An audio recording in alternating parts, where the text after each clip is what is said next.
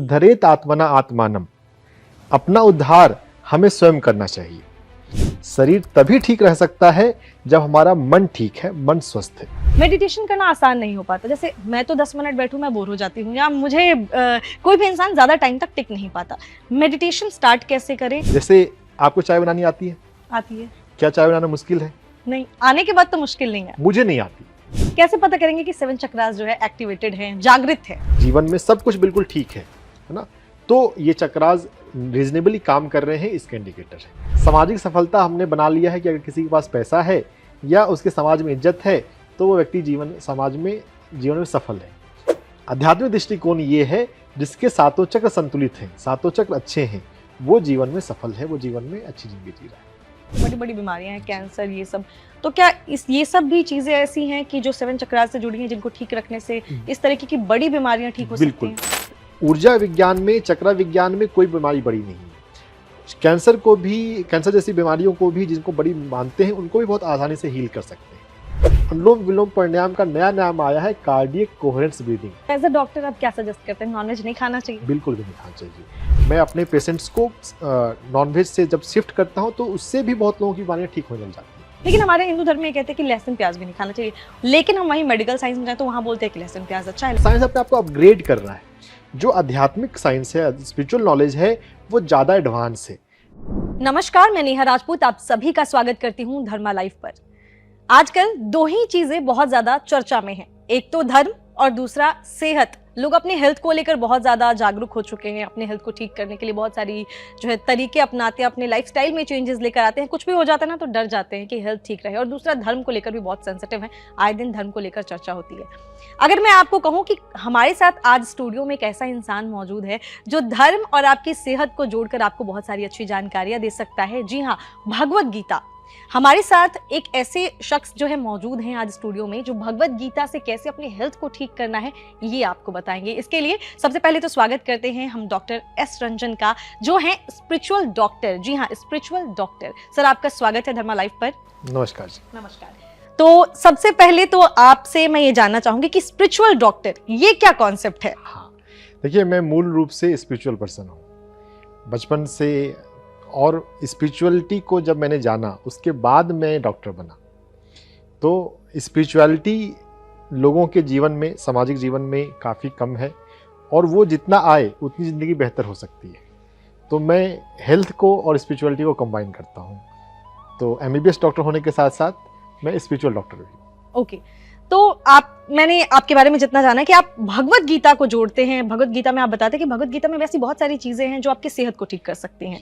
तो वो क्या है कि भगवत गीता में ऐसे कौन सी लाइन है? क्योंकि हम तो गीता पढ़ते हैं, हम तो बस गीता इसलिए पढ़ते हैं कि हमारे कर्म अच्छे हों और कृष्ण की जो बातें हम उसको लाइफ में इंप्लीमेंट करें और सारी चीजें, लेकिन हमने आज तक हेल्थ के कॉन्सेप्ट से कभी भगवत गीता को नहीं देखा। तो वो क्या है, वो आप जरूर बताइए। देखिए, सबसे पहले तो भगवत गीता में 18 चैप्टर हैं, तो कई सारे टॉपिक कवर होते हैं। तो उसमें भगवत गीता में ही ऐसी बात भी आती है, उद्धरेत आत्मना आत्मानम। अपना उद्धार हमें स्वयं करना चाहिए। तो जब तक हम हेल्थ के लिए अपनी रिस्पॉन्सिबिलिटी हम खुद नहीं लें कि मेरे हेल्थ के लिए मैं खुद जिम्मेदार हूँ, अगर यह माइंडसेट होगा कि डॉक्टर या कोई दूसरा कोई मेरे हेल्थ को ठीक कर देगा, तो उससे हेल्थ नहीं हम पा सकते, है ना। जब तक हम खुद से अपनी लाइफ के लिए एक्टिव नहीं हो जाएं कि हाँ, मुझे अपना हेल्थ ठीक करना है। सबसे बेसिक बात ये है, इसके अलावा भी कई सारी बातें आएंगी। तो ये उद्धरेत आत्मना आत्मानम ना आत्मानम अवसादेत। अपना उद्धार हमें स्वयं करना चाहिए, अपने जीवन की, अपने स्वास्थ्य की जिम्मेदारी लेनी चाहिए। तो इस सेल्फ रिस्पॉन्सिबिलिटी के कंसेप्ट से फिर हम हेल्थ के लिए सिंसियर हो सकते हैं, सिंसियर बन सकते हैं। दवाओं में इलाज नहीं है, दवाओं में स्वास्थ्य नहीं है। स्वास्थ्य जब हम अपने जीवन को खुद ठीक करने के लिए प्रयत्नशील हैं, जब हम पढ़ना चाहेंगे, जानना चाहेंगे, सीखना चाहेंगे, तो बहुत आसानी से हम अपने हेल्थ को ठीक रख सकते हैं। तो अगर एक नॉर्मल इंसान जो अगली बार जब भगवत गीता पढ़े तो उसको कौन कौन सी ऐसी चीजें हैं जो उसमें मिल सकती हैं, वो आप बताएंगे? बहुत सारी चीज़ें मिल सकती हैं, इतनी सारी चीज़ें मिल सकती हैं कि भगवत गीता में 700 श्लोक हैं और 18 अध्याय हैं। अगर ठीक से पढ़ने को, समझने को जाएं तो इसमें कई महीने लगेंगे, लगभग 1 साल तो लगेगा ज़रूर। और इसमें 6ठा चैप्टर जो है, जिसका नाम है ध्यान अभ्यास योग, उसमें सबसे अधिक बातें मिलती हैं, जिसमें ध्यान अभ्यास मेडिटेशन प्रैक्टिस के महत्व को बताया गया है। जब हम अपने स्वास्थ्य की जिम्मेदारी हमने ले ली कि हाँ मुझे अपने हेल्थ के लिए तो खुद ही एफर्ट करना है, अब क्या करना है, तब सबसे पहले बात आती है साधना की। हम ध्यान अभ्यास में बैठें, ध्यान साधना में बैठें। जब ध्यान अभ्यास में हम बैठ रहे हैं तब हमारा मन जो है वो शांत होता है। हमारा मन और शरीर ये दोनों परस्पर आपस में जुड़ा हुआ है। शरीर तभी ठीक रह सकता है जब हमारा मन ठीक है, मन स्वस्थ है। इस बात को भी बहुत कम लोग समझते हैं। बिना माइंड को ठीक किए, बिना माइंड को हेल्दी बनाए बॉडी हेल्दी कभी हो ही नहीं सकती। इसीलिए जो मेन स्ट्रीम मेडिकल साइंस है वो बहुत सक्सेसफुल नहीं है। कोविड के समय यह उसकी कमजोरी बहुत अच्छे से बाहर आ गई कि कोशिश कर रहे हैं लेकिन फिर भी हम कंट्रोल नहीं कर पा रहे। कहाँ पे भूल चूक हो रही है? भूल ये हो रही है कि हम माइंड के महत्व को नहीं समझ रहे। माइंड से ही हमारा शरीर है। और 7वें अध्याय में ये आता है, भगवान श्री कृष्ण कहते हैं कि मुझे अष्टधा प्रकृति के रूप में जानो और अष्टधा प्रकृति से परे मैं पराचेतना हूँ। तो भगवान ने अपने ऊपर लेकर कहा, लेकिन ये सबके लिए है कि हमारे भीतर हमारा एक लोअर नेचर है और एक हायर नेचर है, और उस लोअर नेचर में माइंड आता है और माइंड के साथ हमारे 5 तत्व हैं। तो 5 तत्व जिसमें जो है क्षिति जल पावक गगन समीरा, मिट्टी पानी आग हवा और आकाश, 5 तत्वों से बना ये शरीर है। तो मन जो है इन 5 तत्वों को रेगुलेट कर रहा है। तो अगर अब किसी व्यक्ति का अगर वेट ज़्यादा है और वेट को कम करने के लिए वो एक्सरसाइज कर रहे हैं, लेकिन अगर माइंड पे उन्होंने केयर नहीं किया है तो सिर्फ एक्सरसाइज करने से रिजल्ट कभी आते नहीं है, और कभी आते भी हैं तो टिकते नहीं हैं, फिर से वापस से वेट गेन हो जाता है क्योंकि माइंड पे काम नहीं किया। तो हमें अपनी अंदरूनी बनावट को, जो कि 7वें अध्याय में आ रही है अष्टधा प्रकृति, उसे समझकर उस पर काम करने की जरूरत है। तो 6ठे अध्याय से शुरू करना चाहिए और उसके बाद तो फिर हर एक अध्याय महत्वपूर्ण है। दूसरा अध्याय सांख्य योग, तीसरा अध्याय कर्म योग, चौथा अध्याय ज्ञान योग, 5वां अध्याय संन्यास योग, सभी बारी बारी से पढ़ना चाहिए। तो ऐसा कह सकते हैं कि जब श्री कृष्ण ने गीता का उपदेश दिया होगा तो उन्होंने इंसान को पहले उनके माइंड को फिट करने की कोशिश की होगी कि माइंड एकदम, अगर किसी का दिमाग स्वस्थ रहे तभी शायद वो आगे की चीजें कर सकता है। देखिए उस समय तो अर्जुन को युद्ध में, धर्म युद्ध में कर्म करने के लिए प्रेरित करवाना था, तो उसके लिए उनको सब कुछ सारी बातें बताई गई। अब जब सारी बातें बताई गई, जब एक बार प्रॉपर सिस्टम को एक्सप्लेन किया गया, तो वही सिस्टम का एक्सप्लेनेशन हमारे हेल्थ के लिए भी एप्लीकेबल है, क्योंकि वो कंप्लीट सिस्टम है। हमारे जीवन के बारे में, हमारी रियलिटी के बारे में, हमारे कॉन्स्टिट्यूशन के बारे में, बनावट के बारे में वहाँ पर दिया गया है। तो अगर हम वो समझ सकें तो अपने आप को बहुत आसानी से हम हेल्दी रख सकते हैं। तो ये बहुत ही अनोखी बात है कि भगवत गीता अब जब आप अगली बार पढ़ेंगे तो उसमें स्वास्थ्य से जुड़ी हुई बहुत सारी बातें हैं, आगे और भी हम बातें करेंगे। लेकिन अभी आपने बात की मेडिटेशन की। मेडिटेशन करना, सबको ही कहता है कि इंसान को, अगर आजकल जितनी भागदौड़ है लोगों की लाइफ में, सब जॉब करते हैं, जॉब पे जाते हैं, किसी का बिजनेस है, हर कोई किसी ना किसी तरीके की लाइफ में फंसा हुआ है। मेडिटेशन करना आसान नहीं हो पाता। जैसे मैं तो 10 मिनट बैठूं मैं बोर हो जाती हूँ, या मुझे कोई भी इंसान ज़्यादा टाइम तक टिक नहीं पाता। मेडिटेशन स्टार्ट कैसे करें? कोई भी अगर नॉर्मल इंसान है, उसको किसी ने सजेस्ट किया कि मेडिटेशन करना शुरू करो, तुम्हारी एंजाइटी है, तुम्हें परेशानियां हैं, वो दूर हो जाएंगी। एक नॉर्मल इंसान मेडिटेशन कैसे स्टार्ट करे, किस तरीके से, कितने टाइम ड्यूरेशन का वो रखे और किस समय पे करे, ये आप जरूर बताइए। आपके सवाल का डायरेक्ट जवाब देने से पहले मैं आपके सवाल को थोड़ा मॉडिफाई करना चाहूँगा कि जब हम कहीं की, अब जैसे यहाँ अभी हम बैठे हैं और यहाँ से हमें जाना है इंडिया गेट, तो इंडिया गेट कैसे जाएं? तो उससे पहले यह स्पष्ट होना चाहिए क्यों जाएं, क्योंकि जब तक व्हाई वो स्पष्ट नहीं होगा तो वो मोटिवेशन नहीं रह पाएगा कि हम कैसे जाएं। शुरू करते हैं और फिर कुछ दिनों के बाद ज़्यादातर बिगनर्स का अभ्यास बंद हो जाता है। जितने लोग चलते हैं उतने लोग टिकते नहीं हैं। क्यों नहीं टिकते हैं? क्योंकि वो व्हाई क्लियर नहीं है कि क्यों करना चाहिए। तो क्यों समझना ज़्यादा जरूरी है। तो एक पहली बात तो है कि क्यों हम समझें, उसके पर थोड़ी बात करेंगे। और एक दूसरी बात जो आपने कहा कि ये मुश्किल है, जैसे आपको चाय बनानी आती है? आती है। क्या चाय बनाना मुश्किल है? नहीं, आने के बाद तो मुश्किल नहीं है। मुझे नहीं आती। अगर आप सारा कंटेंट उसका दे भी देंगे तो फिर अगर बनाना बहुत मजबूरी होगी तो मैं यूट्यूब पे देख के शायद बनाने की कोशिश करूंगा। उसमें भी पहली बार पता नहीं बनेगा कि नहीं बनेगा, कैसा बनेगा। तो जो चीज़ आपके लिए आसान है मेरे लिए आसान नहीं है। क्यों नहीं है? क्योंकि आपने उसके लिए ट्रायल किया है, टाइम दिया है। मैंने उसके लिए टाइम नहीं दिया है। तो क्या कौन सी प्रैक्टिस आसान है या मुश्किल है, यह निर्भर करता है कि हम उसके लिए टाइम कितना देते हैं, कितने अच्छे से हम उसे समझते हैं। तो मेडिटेशन जो है वो मुश्किल नहीं है, ये एक बेसिक कंसेप्ट हमें चेंज करना है। क्योंकि अगर हम किसी भी चीज़ों को मुश्किल मानकर चलेंगे तो एक कथनी है जो भगवत गीता में भी है, यद भावम तद भवति।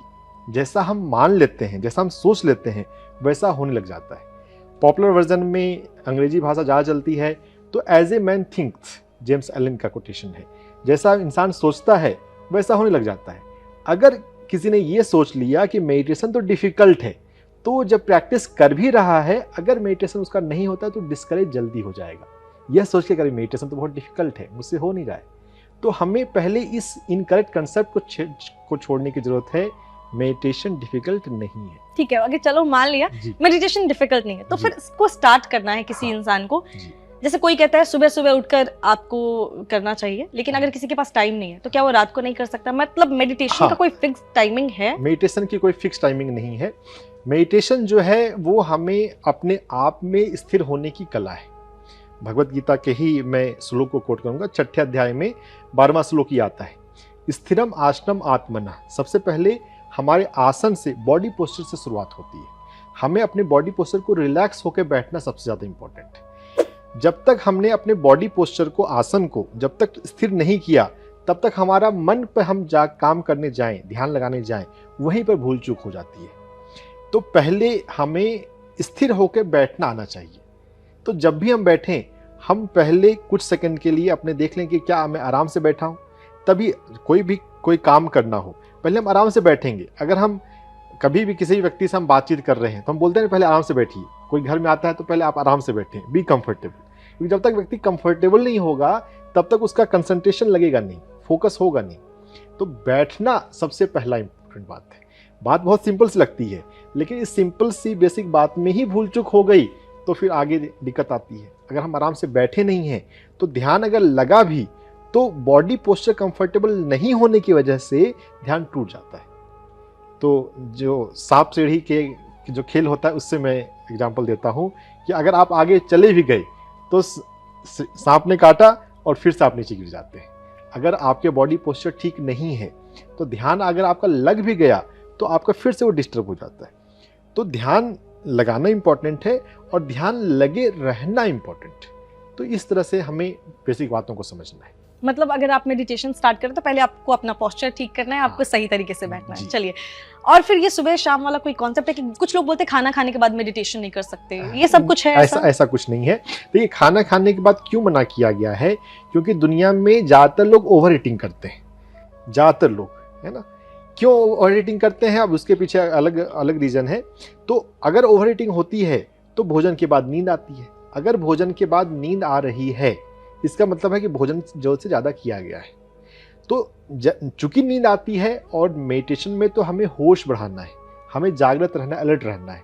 तो चूंकि नींद और ध्यान होश के वाले फैक्टर को देखते हुए वो दोनों अपोजिट हो जाती हैं, इसलिए भोजन के बाद मना किया गया है।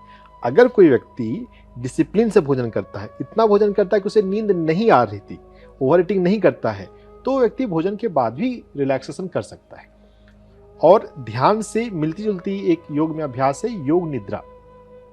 तो योग निद्रा में जो ध्यान में हम बैठ कर करते हैं, योग निद्रा में कुछ मिलते जुलते प्रोसेस को ही लेट कर किया जाता है।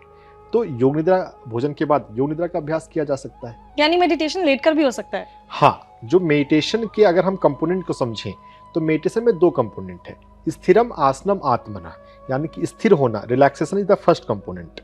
देन संप्रेक्ष्य नासिकाग्रम, मतलब देखना, अलर्ट रहना, watchfulness, that is the second component. तो लेट के भी आप दोनों कंपोनेंट को कर सकते हैं, बल्कि जो रिलैक्सेशन वाला कंपोनेंट है वो तो लेट के ज़्यादा अच्छे से हो सकता है। लेकिन चूंकि हमारी कंडीशनिंग है, हम लेटते हैं, तो हमने अभी तक लेट कर सोने को जाना है। तो बॉडी को अगर लेटने का पोस्चर मिलता है तो नेचुरली वो नींद में जाने लगती है। तो अगर हम उसको अनकंडीशन, डीकंडीशन कर पाएं, जो कि योग निद्रा के अभ्यास में किया जाता है। योग निद्रा के अभ्यास में ये कमांड बार बार दिया जाता है कि आप अलर्ट रहेंगे, आपको अलर्ट रहना है। तो वो कमांड जब बार बार दिया जाता है तो धीरे धीरे लेट के भी होश में रहा जा सकता है। लेट कर भी योग निद्रा किया जा सकता है। यानी कि जरूरी नहीं है कि आप सुबह करें, शाम को करें, बैठ के करें, लेट के करें। आप मेडिटेशन करना चाहते हैं तो सबसे पहले आपको अपने आप को तैयार करना है जी। कि आपको मेडिटेशन करना है। अच्छा, मेडिटेशन मैं खुद भी जैसे कभी कभी करती हूँ। एक ग्रीन तारा मंत्र, ऐसे कुछ मंत्राज आते हैं, रेड तारा मंत्र बुद्धिज्म में है वो सब चीजें, तो वो सब चलाने के बाद भी जैसे लोग कहते हैं म्यूजिक चला लो फिर आप मेडिटेशन बहुत ही सही तरीके से करोगे, तो क्या ऐसा है कि म्यूजिक से हेल्प मिलती है मेडिटेट करने में? जी बिल्कुल। देखिए, श्वेताश्वर उपनिषद में कहा गया है कि प्रकृति के झरने, पानी के झरने के पास बैठकर आप ध्यान में बैठें, है ना, नेचुरल म्यूजिक, नेचर की म्यूजिक के साथ। तो म्यूजिक जो क्या हुआ, एक एम्बियंस तैयार कर देता है। वैसे बहुत लोग कैंडल लाइट डिनर करते हैं, है ना, तो वो एक एम्बियंस है, वो मेन कंपोनेंट तो नहीं है, लेकिन वो हेल्पफुल है। बिगनर्स के लिए म्यूजिक हेल्पफुल हो सकता है। तो soothing music, instrumental music, personally जो है मैं इंस्ट्रूमेंटल म्यूजिक के फेवर में होता हूँ। जो मंत्रा का जो है, कई बार जब हम मंत्र के मीनिंग को समझते हैं तो हमारा उस मीनिंग में फिर माइंड अलग जाने लग जाता है। तो बिना मंत्रों वाला म्यूजिक, मंत्र वाले म्यूजिक से भी किया जा सकता है, बट प्रिफर्ड है बिगनर्स के लिए कि वो इंस्ट्रूमेंटल क्लासिकल सूदिंग म्यूजिक के साथ ध्यान को कर सकता है। मतलब म्यूजिक के साथ भी मेडिटेशन किया जा सकता है। और आप चाहे तो जैसा इन्होंने बताया एस रंजन जी ने कि आप इंस्ट्रूमेंटल म्यूजिक से स्टार्ट कर सकते हैं। yes. अच्छा, आपने मेडिटेशन करते करते एक चीज बोली कि एलिमेंट्स की बात की, मैं चक्रास की बात करना चाहूंगी क्योंकि आप उसमें एक्सपर्ट हैं। ऐसा कहते हैं कि मेडिटेशन से 7 चक्रास जो है वो बैलेंस्ड हो जाते हैं। तो 7 चक्रास पे हम और ज्यादा आगे बढ़े, पहले तो एक बेसिक जो कॉन्सेप्ट है 7 चक्रास का है, थोड़ा सा आप बताइए 7 चक्रास है क्या? देखिए, हमारा ये जो भौतिक शरीर है 5 तत्वों का, इसमें जो 5वां तत्व है आकाश तत्व, आकाश तत्व में ही इन्फ्यूज्ड है एनर्जी, जिसको प्राणमय कोश भी कहा गया है। तो हमारी बॉडी में एनर्जी है, तो वो जो एनर्जी का जो चैनल है, 72,000 नाड़ियां बताई गई हैं। उन 72,000 नाड़ियों में जो सबसे सेंट्रल चैनल है सुषुम्ना नाड़ी, और उसके लेफ्ट और राइट में ईड़ा नाड़ी और पिंगला नाड़ी। तो ईड़ा, पिंगला, सुषुम्ना नाड़ी का जो जोड़ है, जहां पे ये तीनों नाड़ियां आपस में जुड़ती हैं, वो एक चक्र है, मतलब समझिए एनर्जी का जंक्शन। तो हमारे शरीर में सुषुम्ना नाड़ी में 7 मुख्य रूप से चक्र बताए गए। चक्र माइनर चक्रास के रूप में और भी चक्र हो जाते हैं, लेकिन मुख्य जो मेजर चक्रास हैं वो 7 हैं, जो ऊर्जा के जोड़ हैं।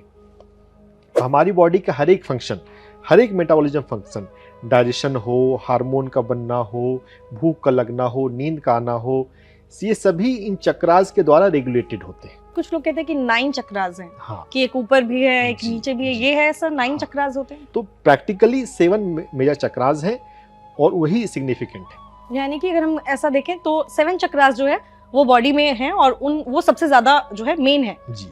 9 चक्रास हटा देते हैं, 7 चक्रास पे अब बात करते हैं। कैसे पता करेंगे कि 7 चक्रास जो है एक्टिवेटेड हैं, जागृत है, जो कहते हैं कि कहाँ कहाँ होते हैं, क्या क्या है, और कैसे पता करेंगे कि वो जागृत है? 7 चक्र हैं, मूलाधार, स्वाधिष्ठान, मणिपुर, अनाहत, विशुद्धि, आज्ञा और सहस्त्रार।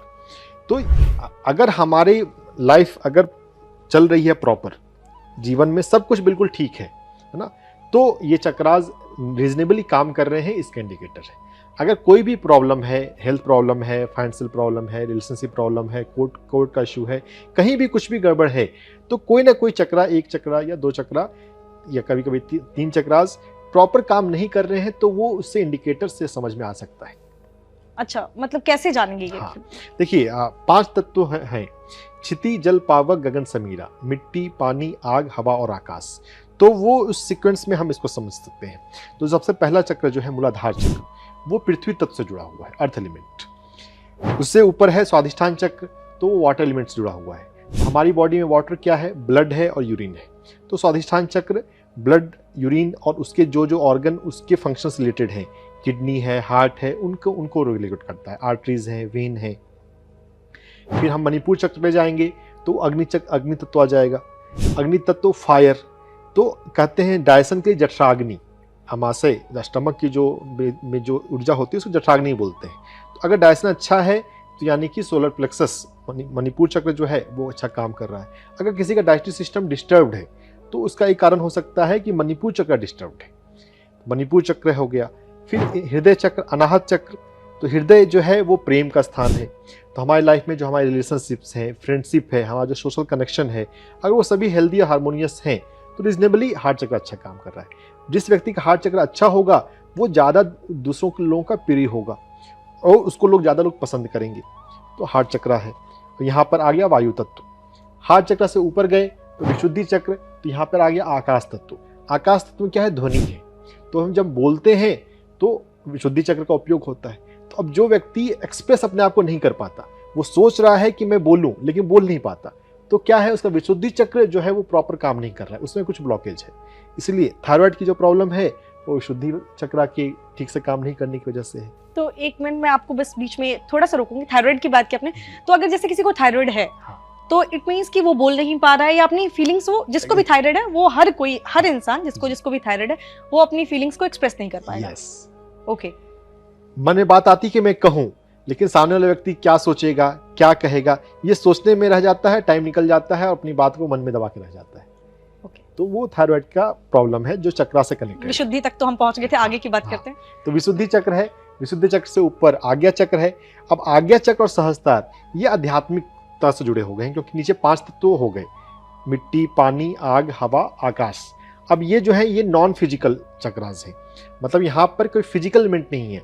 जो हमें अपनी लाइफ में इंटेलेक्चुअल चीज़ें करनी है, क्रिएटिव चीज़ें करनी है, जो स्पिरिचुअल चीज़ें करनी है, उसके लिए हमारे थर्ड आई और सहस्त्रार का यूज होता है।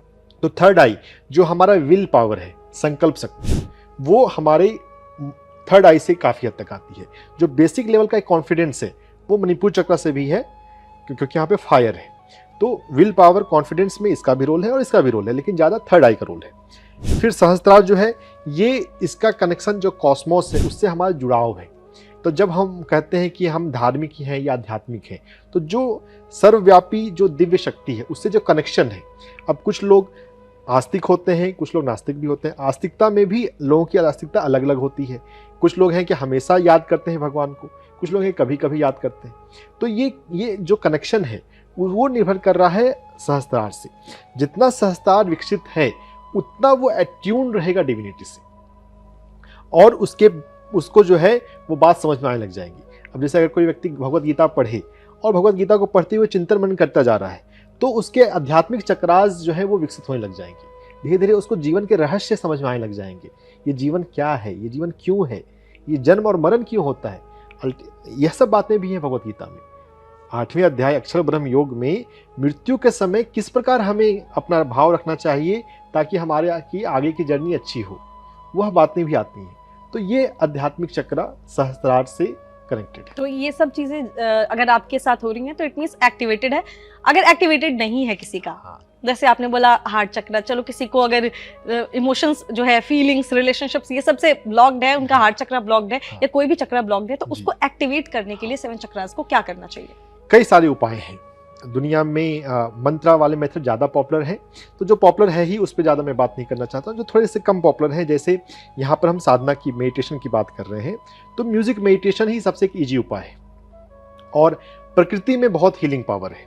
तो प्रकृति में अलग अलग फूलों में ऐसी शक्ति होती है कि वो हमारी ऊर्जा को संतुलित कर सकते हैं। अब जैसे प्रेम के लिए हम रोज देते हैं, है ना, तो रोज फ्लावर जो है वो हार्ट चक्र से कनेक्टेड है।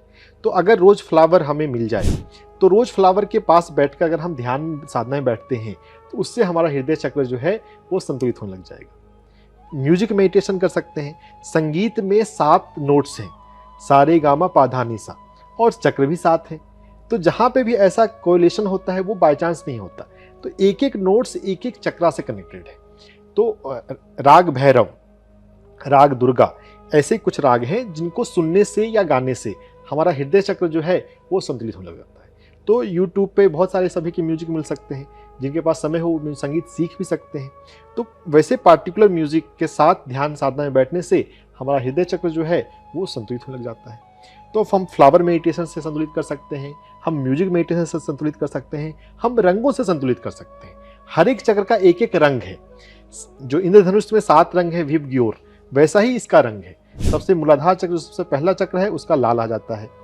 तो लाल, ऑरेंज, येलो और यहाँ पे ग्रीन और पिंक। हार्ट चक्र काफी बड़ा है, तो ग्रीन भी है और पिंक भी है। जब प्रेम को देने की बात हो तो ग्रीन कलर है, जब प्रेम को स्वीकार करने की बात हो तो पिंक कलर है।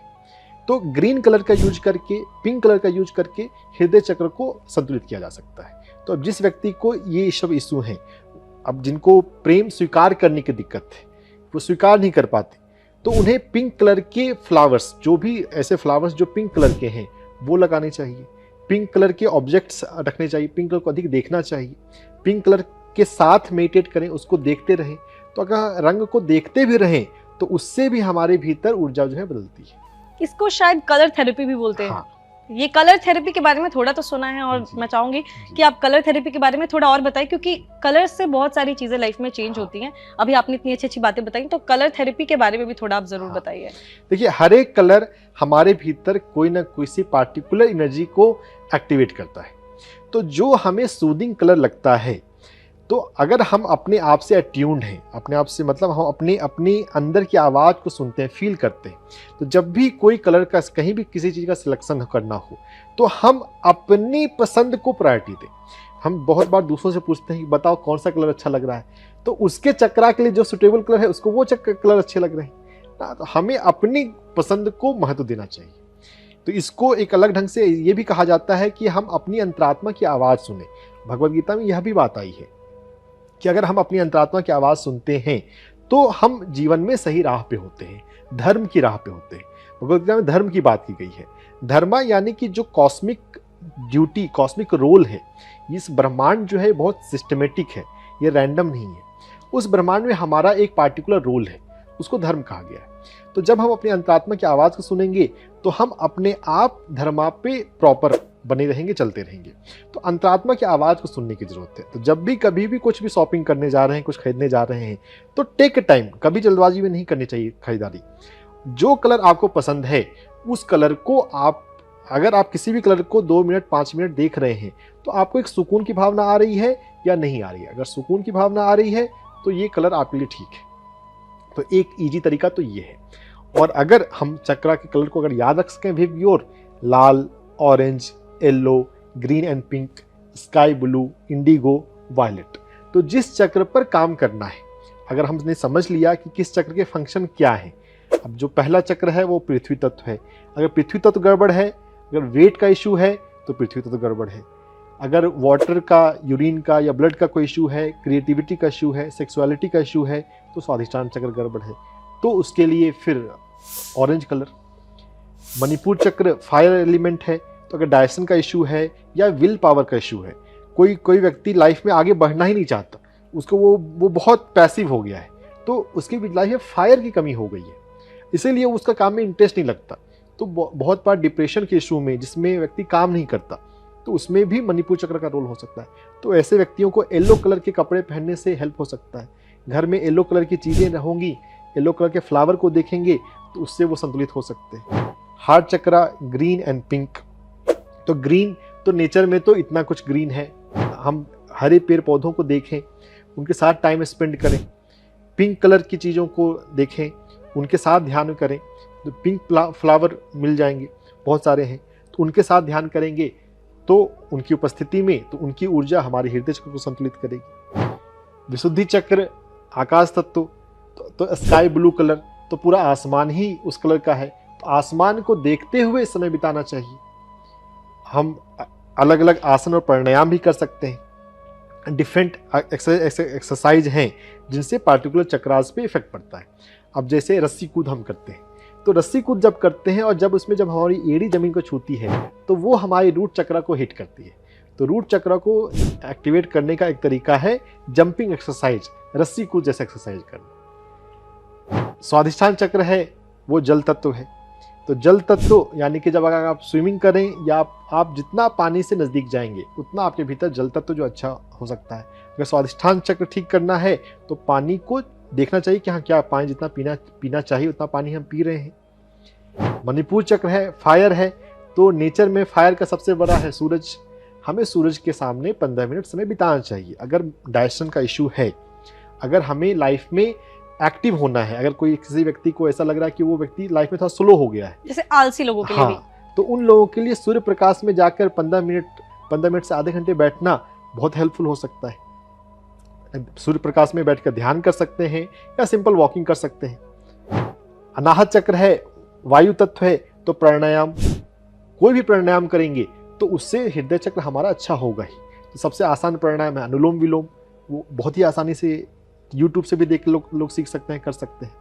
तो अनुलोम विलोम प्राणायाम का अभ्यास करें, बाकी प्राणायाम का अभ्यास करें, तो उससे हमारा हृदय चक्र अच्छा हो सकता है। विशुद्धि चक्र गले में है, तो उज्जयी प्राणायाम से हमारा विशुद्धि चक्र अच्छा हो सकता है। आज्ञा चक्र है, तो ये आध्यात्मिक चक्र हो गए। अब यहाँ पर हमारे विल पावर का यूज करना, आध्यात्मिक जीवन जीना, सेवा करना। जब हम सेवा का काम करते हैं, कहीं पर वॉलंटियर बनते हैं, कोई सोशल सर्विस करते हैं, तो उससे हमारी थर्ड आई और आध्यात्मिक चक्र सहस्त्रार खुलने के लिए हम तैयार हो जाते हैं। और फिर जब हम सेवा कर रहे हैं और फिर ध्यान साधना भी कर रहे हैं, तो ध्यान साधना के दौरान फिर ये चक्र एक्टिवेट हो सकते हैं। सूर्य त्राटक, सूर्य साधना से भी हमारा थर्ड आई जागृत होता है। तो कई सारे तरीके हैं जिनसे हम चक्रों को संतुलित कर सकते हैं। तो मतलब प्राणायाम भी है, छोटी छोटी चीजें भी हैं, कलर्स भी हैं, जिनसे आप अपने 7 चक्रास को एक्टिवेट कर सकते हो। बहुत सारी अच्छी अच्छी चीज बताई, जैसे आलसी कोई है तो उसके लिए बता दिया कि क्या करके आप अपने आलस को दूर कर सकते हो। किसी का हार्ट ब्रेक हुआ है तो उसके लिए हार्ट को स्ट्रॉन्ग करने के लिए उन्होंने ये भी बता दिया। और इसके लिए हम और भी जो है डिटेल में वीडियोस लेकर आएंगे। लेकिन आपने जो बातें की अभी 7 चक्रास के बारे में, एक छोटी सी चीज जो मैंने भी सुनी हुई है कि कहते हैं कि सृष्टि में जितनी भी चीजें हैं वो सारी ऊर्जा, सारी चीजें आपके 7 चक्रास में ही समाहित है। अगर 7 चक्रास एक्टिवेटेड हैं तो आप बहुत अच्छे से अपनी लाइफ में आगे बढ़ सकते हैं। 100%। तो अगर जिसके 7 चक्रास एक्टिवेटेड हैं वो क्या लाइफ में एकदम प्रॉपर सब चीज उसकी ठीक होंगी, बैलेंस्ड होंगी? 100%। बल्कि जीवन में सफलता की पहचान ही यही है। सामाजिक सफलता हमने बना लिया है कि अगर किसी के पास पैसा है या उसके समाज में इज्जत है तो वो व्यक्ति जीवन में सफल है। आध्यात्मिक दृष्टिकोण ये है, जिसके 7 चक्र संतुलित हैं, 7 चक्र अच्छे हैं, वो जीवन में सफल है, वो जीवन में अच्छी जिंदगी जी रहा है। तो डेली अगर थोड़ा थोड़ा टाइम दे हम प्राणायाम करने के लिए, कलर्स के साथ टाइम बताएं, तो कितना टाइम लगेगा 7 चक्रास एक्टिवेट करने में? देखिए, ये समय की बात नहीं है ना, ये कोई कोर्स नहीं है, ये साधना की आपकी सिंसियरिटी और डेडिकेशन पर निर्भर करता है। अगर आप टाइम ऐसा जानना चाहते हैं तो ऐसा कह सकते हैं कि 1 साल अगर कोई साधना करे, समझे, तो वो 7 चक्रों को रीजनेबली एक्टिवेट कर सकता है। यानी जो योगी लोग होते थे पुराने जमाने में, ऋषि मुनि होते थे, वो जाते थे तपस्या करते थे, तो उनके वो तो हाँ बिल्कुल 100% उनके। बल्कि तभी जब भी हम अपने हिस्ट्री में जो भी संत का, ऋषियों का हम नाम जानते हैं कि उन्होंने कुछ कंट्रीब्यूट किया, वो तभी है कि उनका जो सहस्त्रार है वो जागृत हो गया, वो खिल गया, तभी उनसे ज्ञान की धारा निकली, तभी उन्होंने लोगों को हेल्प किया, तभी वो इतिहास में कुछ ऐसा कर पाए जिससे आज भी हम उनके कंट्रीब्यूशन को जानते हैं। एक चीज जो मैंने सुनी, कहते हैं कि अगर थर्ड आई चक्रा जो है आपका एक्टिवेट हो जाए तो सिक्स सेंस बहुत अच्छा हो जाता है, इंट्यूशन आपकी बहुत सही हो जाती है। ये ऐसा होता है? ऐसा होता है। हमारा जो थर्ड आई है, इसको क्लेयरवॉयंस, जो हमारी ज्ञानेंद्रियां हैं, 5 ज्ञानेंद्रियां हैं, तो उनकी अंतः ज्ञानेंद्रियां भी होती हैं। तो आपको सिक्स्थ सेंस भी आपकी एक्टिव हो जाती है, आपको भविष्य पता चल सकता है, आपके जीवन में क्या होने वाला है वो पता चल सकता है। कहीं आपको जाना है, कहीं सफ़र करना है, अचानक से आपको फील हो सकता है कि मुझे यहाँ नहीं जाना चाहिए, तो इंट्यूशन आपका शार्प हो जाए तो आपको भविष्य में होने वाली दुर्घटनाओं की सूचना पहले मिल सकती है। तो आप इससे अपने आप को कहाँ पे रुक जाना चाहिए वो आपको समझ में आ सकता है, और इस तरह से काफ़ी चीज़ों से, काफ़ी दुर्घटनाओं से आप अपना बचाव कर सकते हैं। तो पहले अपने आप के लिए होता है, बाद में दूसरों के लिए भी होने लग जाता है। इसीलिए हम सुनेंगे कि ऐसे ऋषि, ऐसे गुरु होते थे जो अपने शिष्यों को, अपने शुभचिंतकों को बचा लेते थे, कि उनको मना कर दिया कि आप ऐसा मत करना, क्योंकि उनको पता चल गया कि उनको साथ ये होने वाला है। तो इस तरह से हम थर्ड आई एक्टिव होने से हमारा इंट्यूशन बढ़ता है और हम अपनी हेल्प कर सकते हैं। तो थर्ड आई चक्र का आप जो है प्राणायाम करके अपने थर्ड आई को एक्टिवेट कीजिए और इंट्यूशन बढ़ाइए। बाकी एक और चीज़ मैं आपसे जानना चाहूँगी, आपने दुर्घटनाओं की बात की, तो दुर्घटनाएं तो चलिए अचानक से हो जाती है, लेकिन कभी कभी क्या होता है हमारी लाइफस्टाइल की वजह से कुछ बीमारियां होती है, जैसे बड़ी बड़ी बीमारियां हैं, कैंसर, ये सब।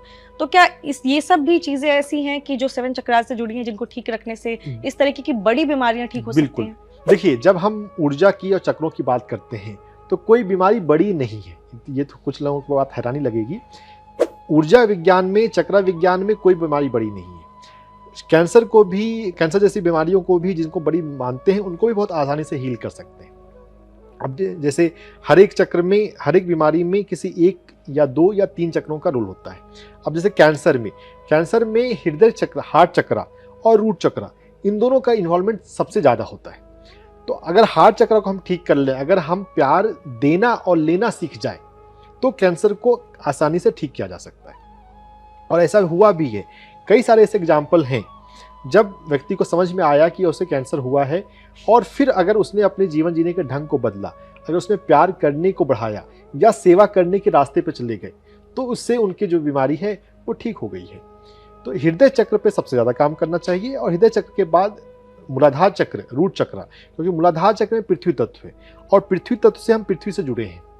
ऊपर सूरज है, नीचे पृथ्वी है, और बीच में हम है ना, तो हमारा पृथ्वी से बहुत बड़ा रोल है। और कुछ कैंसर में सूर्य प्रकाश का भी बहुत रोल होता है। अगर डाइजेस्टिव सिस्टम अगर इन्वॉल्व है, अगर किसी कैंसर पेशेंट की भूख मर गई है, इसका मतलब है कि उसका मणिपुर चक्र गड़बड़ हुआ है, डाइजेस्टिव सिस्टम गड़बड़ हुआ है। तो अगर ऐसा व्यक्ति सूर्य प्रकाश में 15 मिनट बैठे, 15 मिनट से आधे घंटे, तो इससे उसका मणिपुर चक्र अच्छा होने लग जाएगा, डाइजेस्टिव सिस्टम अच्छा होने लग जाएगा। तो कैंसर जैसी बड़ी बीमारियों को भी हम चक्र सिद्धांत से बहुत आसानी से मैनेज कर सकते हैं। यानी चाहे बीमारी कितनी भी बड़ी हो, हाँ, आप चक्रास के थ्रू से ठीक कर सकते हैं। तो आप डॉक्टर हैं, आप ये चीज बोल रहे हैं, तो बहुत सारे लोग सुनेंगे और इसको मानेंगे भी नहीं। तो ऐसे तो अगर कोई बोले तो शायद इस पर विश्वास करना मुश्किल हो जाए। तो एक और चीज मैं आपसे जानूं, क्योंकि भगवत गीता की भी हमारी बात हुई है, तो भगवत गीता में भी ऐसी कोई चीजें बताई गई जिससे आप अपनी हेल्थ को, बड़ी बीमारियों को, इस तरीके की चीजों को कई सारी चीजें बताई गई हैं, है ना।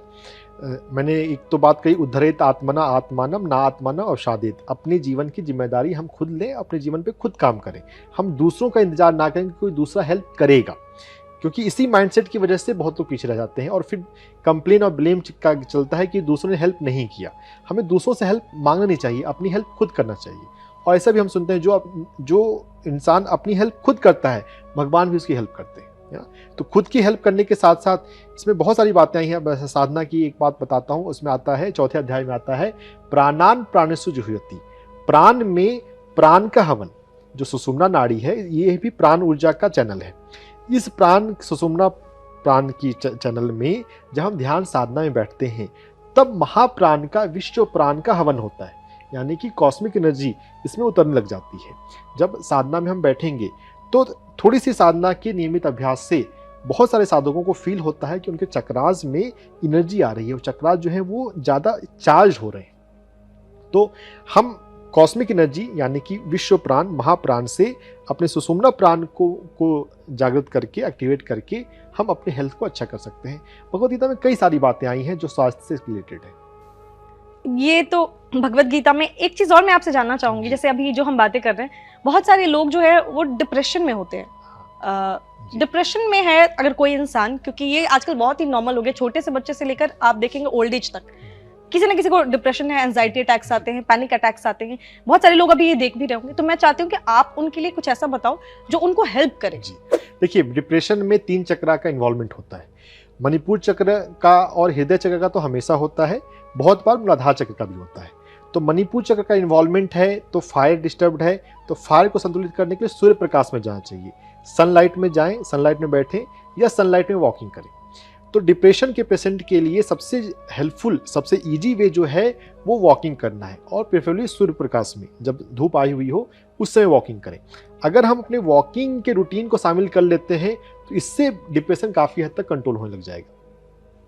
फिर सूर्य प्रकाश से जब हमारा मणिपुर चक्र हमारा अच्छा होने लग गया, तो इसके बाद फिर हम अपने हृदय चक्र पर फोकस करें, यानी कि हम प्यार को समझें और प्यार को स्वीकार करें। और प्यार जो है सबसे पहले खुद से प्यार होता है, सेल्फ लव। जब हम खुद से प्यार कर रहे हैं तभी हम दूसरों के प्यार को समझ पाएंगे, दूसरों की केयर को समझ पाएंगे। नहीं तो बहुत बार ऐसा होता है कि हमारे घर में पेरेंट्स हैं, स्पाउस है, कोई दूसरे फैमिली मेम्बर्स हैं, वो केयर करना चाह रहे हैं, लेकिन हम अपनी निगेटिविटी में इतने ज़्यादा उलझे हुए हैं कि हम उनके केयर को नहीं ले पाते।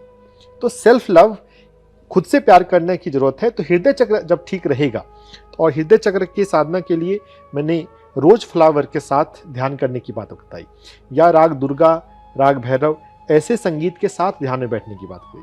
तो इससे हमारा हृदय चक्र अच्छा हो सकता है। प्राणायाम, अनुलोम विलोम प्राणायाम से भी हमारा हृदय चक्र अच्छा हो सकता है। तो उससे तरह से हृदय चक्र को ठीक करने करें। और फिर अगर मूलाधार चक्र का भी इन्वॉल्वमेंट है, मूलाधार चक्र का, जिन वैसे डिप्रेशन के मरीज जिनमें सुसाइडल थॉट्स आते हैं, तो उनमें मूलाधार चक्र भी डिस्टर्ब हो गया है। सभी डिप्रेशन के पेशेंट में मूलाधार चक्र डिस्टर्ब नहीं होता है। तो मूलाधार चक्र में है पृथ्वी तत्व है, अर्थ एलिमेंट। तो पृथ्वी तत्व को संतुलित करने के लिए हमें पृथ्वी के संपर्क में जाना चाहिए। यानी कि अगर हम बेयरफुट वॉकिंग करें तो वो सबसे आसान तरीका है हमारे शरीर में पृथ्वी तत्व को ठीक करने के लिए। तो 15 मिनट के लिए बेयरफुट वॉकिंग डेली बेसिस पर करना चाहिए, अगर पृथ्वी तत्व भी डिस्टर्ब लग रहा है तो। अगर रोज ना भी कर सकें, हफ्ते में 3 से 5 दिन कर लें। तो अगर डिप्रेशन का मरीज सूर्य प्रकाश में बैठता है, वो खुद से प्यार करना सीखता है, अनुलोम विलोम प्राणायाम करते हुए गुलाब के फूल के पास ध्यान करना और बेयरफुट वॉकिंग करना, अगर इन चीज़ों को वो करने लग जाए, और कोई एक फैमिली मेम्बर, कोई एक दोस्त, क्योंकि डिप्रेशन का मरीज कभी तो कर रहा होता है, कभी फिर वो छूट जाता है, तो किसी परिवार में कोई जिम्मेदारी लें, कोई दोस्त लें कि हाँ वो करता रहे। अगर वो 6 महीने अगर रेगुलर ऐसा कर लें तो डिप्रेशन 100% ठीक हो जाएगा। डिप्रेशन वाले के लिए तो हो गया, लेकिन एक नॉर्मल इंसान भी चाहे कि वो जी। प्राणायाम को अपनी लाइफ में ऐड करे, बिल्कुल। तो 2-3 आप छोटे छोटे प्राणायाम बताइए जो उनको करने देखिए, चाहिए। अनुलोम विलोम प्राणायाम सबसे सर्वश्रेष्ठ प्राणायाम है। उससे हमारी ईड़ा नाड़ी और पिंगला नाड़ी वो दोनों संतुलित होती है, और इनफैक्ट रिसर्च में भी अब इसको कार्डियक कोहेरेंस ब्रीदिंग कहा गया है। हम भारत देश में रिसर्च में हम थोड़े पीछे हैं, हम बस परंपरा की नॉलेज को जी रहे हैं, लेकिन रिसर्च भी होगा, वेस्टर्न दुनिया जो है रिसर्च भी कर रही है। अनुलोम विलोम प्राणायाम का नया नाम आया है कार्डियक कोहेरेंस ब्रीदिंग। अनुलोम विलोम करने से हमारी बॉडी में, हमारे हार्ट में, कार्डियक मीन्स हार्ट में कोहेरेंस, हार्ट में संतुलन आता है, जो हमारा जो हार्ट का जो रिदम है वो संतुलित होता है। तो अनुलोम विलोम प्राणायाम ही सबसे सर्वश्रेष्ठ प्राणायाम है। अगर उसका भी अभ्यास अगर ठीक से हम कर लें तो उसी से बहुत सारा फायदा हो सकता है। कितने मिनट के लिए करना चाहिए एक नॉर्मल इंसान को? देखिए, शुरुआत तो हम 2 मिनट से ही करें ना, 1 step at A time, baby steps अगर हम लेना शुरू करें और फिर धीरे धीरे हम बढ़ाएं। जब हम 2 मिनट का हम अनुलोम विलोम प्राणायाम कर रहे हैं, जब वो हमारा वो रेगुलर हो गया 5 दिन, 1 हफ्ते, फिर हम उसकी क्वांटिटी को थोड़ा सा बढ़ाएं, 2 राउंड 4 राउंड बढ़ाएं। और अगर हम सुबह शाम 2 बार हम 5-5 मिनट के लिए भी कर रहे हैं तो इट्स मोर देन इनफ। इसके अलावा, इसके साथ साथ हमें जो बाकी जो प्रैक्टिस है कि हम फूलों के साथ बैठें, प्रकृति में जाएं, सूर्य प्रकाश में जाएं, हमें उन अभ्यास को भी करना चाहिए। अच्छा, 7 चक्रास में हमारे कलर की बात होगी, प्राणायाम की बात होगी, फूड आइटम्स को भी ऐड करते हैं कि जी। जैसे 7 चक्रास जो है कुछ खा के भी, क्योंकि हाँ। खाना तो हर इंसान को पसंद होता है, हाँ। तो क्या ऐसी चीजें हैं, कुछ हेल्दी चीजें जो 7 चक्रास में, सभी चक्रास के लिए कुछ कुछ बताइए कि क्या खाना चाहिए? क्या देखिए, भगवत ऐड गीता करना चाहिए? में सात्विक भोजन, रासिक भोजन, तामसिक भोजन आता है। तो सबसे पहले तो हमें सात्विक भोजन को समझने की जरूरत है कि जो हमारे भीतर सत्व की वृद्धि करता है, जो शांति लाता है, यानी कि शाकाहारी भोजन। और शाकाहारी भोजन में भी फिर प्राणा रिच फूड, क्योंकि प्राण ऊर्जा की बात है, जो भोजन पेट से अलग होकर जितना समय हुआ है उसकी प्राण ऊर्जा उतनी कम होती जाती है। यानी कि जितना हम फल लें, सब्जियां लें, उतना ज़्यादा हमें प्राण ऊर्जा जाएगी। तो सात्विक भोजन, प्राणा रिच फूड सबसे पहले हमें लेने की जरूरत है, हमें उस पर प्रायोरिटी को लेना चाहिए। पैक्ड फूड जो भी प्लास्टिक में बंद होता है या जिसमें भी एक्सपायरी डेट होती है, वो हमें कम से कम लेना चाहिए, क्योंकि उसमें प्राण ऊर्जा कम है। और इसके बाद फिर हम कलर पे आ जाते हैं। हर एक चक्र का एक कलर है। तो मूलाधार चक्र लाल रंग का है, स्वाधिष्ठान चक्र ऑरेंज कलर का है। तो जो प्रकृति में रेड कलर के हैं, जैसे अनार है, चुकंदर है, तो ये हमारे मूलाधार चक्र के लिए अच्छे हो सकते हैं। और इसके साथ साथ जो कंपोजिशन है, मतलब जो मिट्टी के अंदर होने वाले फूड हैं, जैसे कमल ककड़ी है या आलू है, तो ये पृथ्वी तत्व के अंदर है, पृथ्वी तत्व से क्लोजली कनेक्टेड है। तो पृथ्वी तत्व को संतुलित करने के लिए यह फूड हो सकता है। तो ऐसे कलर को हम समझते जाएं, तो जो कलर का भोजन है वो उस कलर चक्र के लिए अच्छे होंगे। तो एक इजी वे है कि हम वैरायटी ऑफ कलर की चीज़ों को अपनी यूज करें। हर रंग की सब्जियां और हर रंग के फल हमें खाने चाहिए। अगर हम ऐसा करते रहें तो रीजनेबली हमारे सब चक्रास ठीक रहेंगे। तो फूड आइटम्स में ऐसा कुछ फिक्स नहीं है? हाँ, अगर आपको लगता है कि हार्ट चक्र ब्लॉक्ड है तो उस कलर की चीज आप खा तो सकते हैं, अदरवाइज हर कलर की चीजें खानी चाहिए। हार्ट चक्रा जो है वो ग्रीन, पिंक एंड रेड, तो हम वो इस तरह के चीज़ों को खाना चाहिए। अच्छा, आप स्पिरिचुअलिटी की भी बात करते हैं, जैसे आप स्पिरिचुअल डॉक्टर ही हैं, तो मैं जानना चाहूंगी कि जैसे भगवत गीता है, इंसान को जैसे पढ़ने के बाद बहुत सारी लाइफ में चेंजेस आते हैं। एज अ डॉक्टर आपके लाइफ में क्या क्या चेंजेस आए थे जब आपने ये पढ़ाई की? देखिए, बाय डिवाइन ग्रेस मैं बचपन से ही एक ध्यान साधक हूँ। तो बहुत अर्ली एज से 10th से 11th से ही मेरे जीवन में नियमित ध्यान साधना आ गई। तो जब मैंने उसको जीवन में जब मैं जी रहा हूँ, तो वो बाय डिफ़ॉल्ट भगवत गीता की सारी चीज़ें भगवत गीता पढ़ने से पहले से ही काफ़ी हद तक आ गई थी। लेकिन हाँ, भगवत गीता पढ़ने से और स्पष्टता बहुत आती है।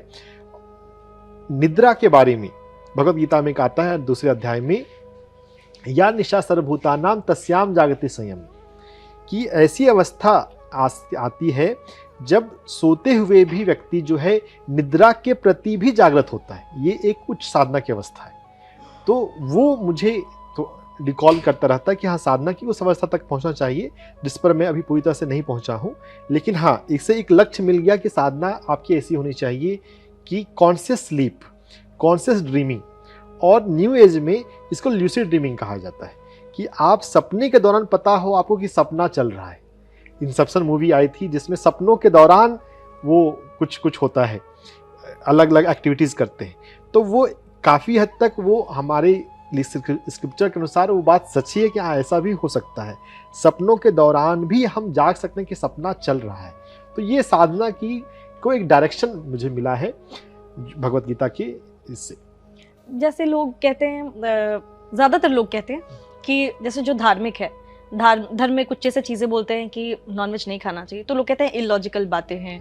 आप तो MBBS डॉक्टर हैं, मैं आपसे चाहूंगी कि आप बताइए कि क्या जो आपने स्पिरिचुअलिटी की भी बात की है, आप डॉक्टर भी हैं, आप प्रॉपर वो इंसान है जो ये जवाब दे सकते हैं कि क्या जो धार्मिक, कभी कभी हमारे बड़े बुजुर्ग जो कहते हैं छोटी छोटी चीज़ें कि प्याज लहसुन जो है एकादशी के दिन नहीं खाना चाहिए, या जो है नॉनवेज नहीं खाना चाहिए, तो क्या ये सारी बातें इलॉजिकल होती हैं? उसके पीछे कुछ लॉजिक्स होते हैं? ये पूरा लॉजिकल चीज़ें हैं, है ना। हमारे कल्चर में जो बातें बताई गई हैं उसके पीछे लॉजिक होता है, हमें पता नहीं है तो अलग बात है। तो हमारे जो शरीर है वो सात्विक भोजन के लिए ही बना है। जो हमारी जो आंतें हैं वो काफ़ी लंबी हैं, 6 फीट से 9 फीट की हमारी आंतें होती हैं। हमारा जो स्टमक का जो pH होता है वो एसिडिक 1.5 से 3.5 एसिडिक का pH होता है। हमारी जो दांतें हैं 4 तरह की दांतें हैं ना। ये जो अलग अलग चीज़ों को चबाने के लिए ही इतने वैराइटीज़ ऑफ दांतें, हमारे 4 तरह की दांतें, और कार्निवोरस एनिमल में नहीं मिलता। तो हमारा जो बायोलॉजिकल सिस्टम है वो हर्बीवोरस, प्लांट खाने वाले जीव से ही मिलता हुआ है। और इसके मैंने आपने जब डॉक्टर की और रिसर्च की बात करी तो मैं आपको एक सच्ची कहानी बताता हूँ। हेल्थ के फील्ड में एक बहुत पॉपुलर बुक है how not to die. How not to die, भोजन क्या करना चाहिए, इसके लिए सबसे अच्छी किताब है। हाउ नॉट टू डाई के जो लेखक हैं डॉक्टर माइकल ग्रेगर, उनके जीवन की एक बहुत इंटरेस्टिंग कहानी है। जब वो टीनेज में थे तब उनकी दादी को कोई एक हार्ट की बीमारी हो जाती है और उस समय डॉक्टर कहते हैं कि अब इनके बचने की उम्मीद नहीं है, अब घर ले जाओ, लास्ट समय है, सेवा वो घर पे करो, इनका बीमारी ठीक नहीं हो सकता। तो डॉक्टर ने कह दिया, तो फिर उनके परिवार वाले दादी को घर ले आए। लेकिन इंसान होप नहीं छोड़ता, अलग अलग जगह पे कोशिश करते रहता है। तो प्रीतिकिन डाइट सिस्टम, ये डॉक्टर माइकल ग्रेगर अमेरिका के हैं, तो वहाँ पे एक प्रीतिकिन डाइट सिस्टम चला करता था एक टाइम पर। तो वहाँ पर वो जाते हैं और प्रीतिकिन डाइट सिस्टम में उनके सारे जो भी एनिमल प्रोडक्ट्स हैं, यहाँ तक कि मिल्क और डेयरी भी, वो बंद कराकर उसको प्लांट और जो फल और सब्जियां हैं ये प्रीडोमिनेंट इस पे डाइट पे शिफ्ट कर दिया जाता है। और इस तरह के कई सारे भोजन के प्रयोग हैं, लेकिन मुख्य रूप से यही बात है। और ये सिर्फ किया गया, और जिस लेडी को डॉक्टर ने कहा था कि ये जीवित नहीं बचेंगी, वो लेडी बाद में 12 साल और जी, और उनके लिए और कुछ मेजर चीज़ नहीं की गई, बस ये एक चेंज किया गया कि उसको शाकाहारी भोजन पर, फल और सब्जियों वाले भोजन पर शिफ्ट कर दिया गया। तो उनका जो हेल्थ जो है वो नॉर्मल हो गया। तो माइकल ग्रेगर हैरान हो गए कि ये क्या हो रहा है। तो उन्होंने अपनी दादी को समर्पित करते हुए अपना जीवन जो है बस इसी बात पे लगाया कि दुनिया में लोगों को नॉलेज नहीं है कि क्या खाना चाहिए, मेडिकल डॉक्टर्स को भी नहीं है, तो वो इस फील्ड में ही हैं कि लोग की न्यूट्रिशन की रिसर्च को वो समझते हैं और दुनिया को समझा रहे हैं कि उनके साथ पूरी टीम है कि किस तरह से लोगों को बताया जाए कि ईजी लैंग्वेज में कि किसके लिए क्या ज़रूरी है। उनके लाइफ का बस यही मिशन है कि दूसरों को, पूरी दुनिया को न्यूट्रिशन के बारे में बताया जाए। तो ये हाउ नॉट टू डाई, शाकाहारी भोजन के महत्व समझने के लिए रिसर्च बेस्ड बुक, ये सबसे इंटरेस्टिंग बुक है जो सभी डॉक्टर्स को, सभी लोगों को पढ़नी चाहिए अगर वो अंग्रेजी पढ़ सकते हैं। ये पुस्तक अंग्रेजी में ही सिर्फ है। तो शाकाहारी भोजन का महत्व तो बिल्कुल है। जो बातें कही गई हैं कि एकादशी में हमें नहीं खाना चाहिए, वो बेसिकली किसी भी दिन नहीं खाना चाहिए, लेकिन चूंकि सामाजिक तौर पे बहुत लोग कंट्रोल नहीं रख सकते, सात्विकता हमारे जीवन में उतनी नहीं रह गई है, तो कम से कम उन दिनों तो मत खाओ। तो इसलिए वो ऐसा किया गया है। जो लोग पूरी सात्विक जीवन जीना चाहते हैं उनको वास्तव में किसी भी दिन वो चीज़ नहीं करनी चाहिए। तो एज अ डॉक्टर आप क्या सजेस्ट करते हैं? नॉनवेज नहीं खाना चाहिए? बिल्कुल भी नहीं खाना चाहिए। मैं अपने पेशेंट्स को नॉनवेज से जब शिफ्ट करता हूँ तो उससे भी बहुत लोगों की बीमारियाँ ठीक होने लग जाती हैं। यानी नॉनवेज जो है वो हार्मफुल है? जी, बहुत लोग नहीं मानेंगे, कैमरे के पीछे बैठे हैं वो लोग भी नहीं मानेंगे कि यहाँ बहुत सारे लोग। आपने रीजन भी बताया कि नॉनवेज कैसे हार्मफुल है। मैं चाहूंगी आप थोड़ी सी और इसको इलाबोरेट कर पाए कि कैसे हार्मफुल है नॉनवेज जो है वो नहीं खाना चाहिए। देखिए, पेट्रोल की गाड़ी में अगर डीजल डालेंगे तो गाड़ी नहीं चलेगी, है ना। वैसे ही अगर हम अपनी बॉडी में जो कि प्लांट फूड्स के लिए बना है, हमारे जो दांतें हैं, हमारा जो स्टमक का जो एसिड है, हमारी जो लंबी आंतें हैं, ये सभी प्लांट फूड के लिए बनी है। अब अगर प्लांट फूड वाले डाइजेस्टिव सिस्टम में अगर हम नॉन वेज फूड डालेंगे तो फिर सिस्टम तो गड़बड़ होगा ही, है ना। और फिर कुछ लोग अगर ऐसा कहेंगे कि क्वांटिटी तो हम तो कभी कभी लेते हैं, जो हम मेडिसिन जो लोग मेडिसिन लेते हैं, जब मेडिसिन लेते हैं मेडिसिन की डोज तो बहुत छोटी होती है। इनफैक्ट जो होम्योपैथिक मेडिसिन होती है उसमें तो जो और भी छोटी होती है। मैं फ्लावर मेडिसिन देता हूँ, फ्लावर मेडिसिन रिकमेंड करता हूँ, तो उसमें तो बस 2 बूंद की बात होती है। तो उतनी छोटी क्वांटिटी भी जब काम करती है, तो जब आप नॉनवेज फूड ले रहे हैं कभी कभी ले रहे हैं तो वो मेडिसिन के रिस्पेक्ट में तो ज़्यादा ही क्वांटिटी है। तो क्वांटिटी कितनी हो ये बात सेकेंडरी बात है। अगर जो हमारा बॉडी जिस सिस्टम के लिए नहीं बना है वो डालेंगे तो उसको नुकसान होगा। हमारा जो डाइजेस्टिव सिस्टम होता है उसमें हमारी बॉडी एसिडिक होने लग जाती है। हमारा जो बॉडी का जो ओवरऑल सिस्टम है, स्टमक एसिडिक है, लेकिन बाकी जो ब्लड है, ब्लड का पीएच 7.4 होता है जो कि स्लाइटली अल्कालाइन है। अगर ब्लड का पीएच 0.2 भी अगर बदल जाए तो व्यक्ति जो है वो आईसीयू पहुंच जाएगा। हमारे ब्लड का पीएच इतना ज़्यादा रेगुलेटेड होता है। तो और ब्लड के पीएच को डिस्टर्ब करने के लिए सबसे बड़ा फैक्टर हमारा फूड है। तो जब हम एसिडिक फूड लेते हैं, जो कि नॉनवेज फूड सबसे ज़्यादा एसिडिक फूड होता है, नॉनवेज के बाद अगर हम बात करें कि क्या फूड हमें नहीं लेना चाहिए, तो वो है soft drink and cold drink. Soft drink और कोल्ड ड्रिंक जो है अल्कोहलिक पे एंड नॉन अल्कोहलिक पे, दोनों ही, सॉफ्ट ड्रिंक और हार्ड ड्रिंक दोनों ही हमारी बॉडी के पीएच को डिस्टर्ब करते हैं। तो हमारा बॉडी अल्कलाइन अगर नहीं बने, अगर हम ये चाहते हैं, तो हमें उनसे भी बचना चाहिए। तो जितना हम अपने आप पे कंट्रोल रखेंगे, जितना हम संयम रखेंगे, हम उतना ही जी हेल्थ एंजॉय करेंगे। जब हम अगर अपने आप पे संयम नहीं रख पाते हैं तभी हमें फिर दिक्कत आती हैं। ज़्यादातर हॉस्पिटल्स में भीड़ है, बहुत लोग हॉस्पिटल्स, कोई भी हॉस्पिटल चले जाएं, अक्सर वहाँ पे बहुत लोग मिल जाते हैं, क्योंकि लोग समझ नहीं रहे। जब तक, देखिए, एक इंसान की एक फितरत ये भी है कि जब तक पानी नाक से ऊपर नहीं जाता है तब तक वो होश में नहीं आता कि क्या करना चाहिए। तो अगर हम समझ सकें कि हमारी बॉडी का पीएच अल्कलाइन होना चाहिए, एसिडिक फूड से हमें बचना चाहिए, नॉनवेज फूड से बचना चाहिए, drink, hard drink and soft drink दोनों को ही हमें कम लेना चाहिए। कभी कभी लेते हैं तो ज़्यादा कुछ नहीं है, लेकिन फिर भी हम जितना कम लेंगे उतना अच्छा है, तो हम काफ़ी हद तक बेहतर हेल्थ एंजॉय कर सकते हैं।